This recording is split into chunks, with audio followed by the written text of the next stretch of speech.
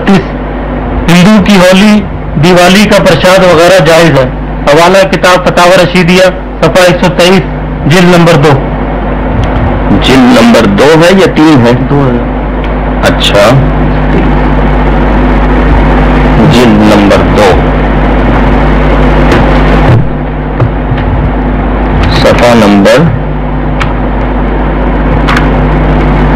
یہ لیں جی جناب، یہ دیکھیں، پھر آیا ہے یہ فتاوی رشیدیہ مبوب حصہ 2، رشید احمد گنگوہی، پہلے بھی اس کا حوالہ آ چکا ہے، پھر دیکھ لیں، یہ اسی کتاب کا صفحہ نمبر 123۔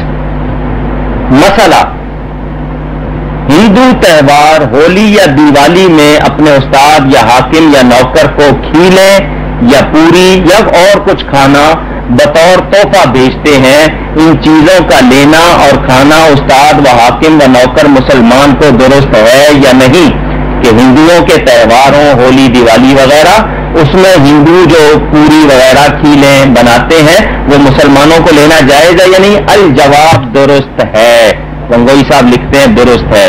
یہ وہ ہے جنہوں نے شب برات میں حلوہ یا میلاد شریف کی شیرینی، عرس کی شیرینی کو ناجائز اور حرام لکھا ہے، یہ ہندوؤں کی ہولی دیوالی کی پوری کھیلوں کو جائز کہہ رہے ہیں۔ اس سے آپ اندازہ کر لیں کہ تعلق کن کے ساتھ ہے۔ لازمی بات ہے ان کے ساتھ رہتے تھے، ان سے تعلق تھا، انہی سے محبت تھی، تو ان کی سب چیزیں جائز، اور اللہ اور اس کے رسول کے حوالے سے، اولیاء کے حوالے سے سب چیزیں ناجائز۔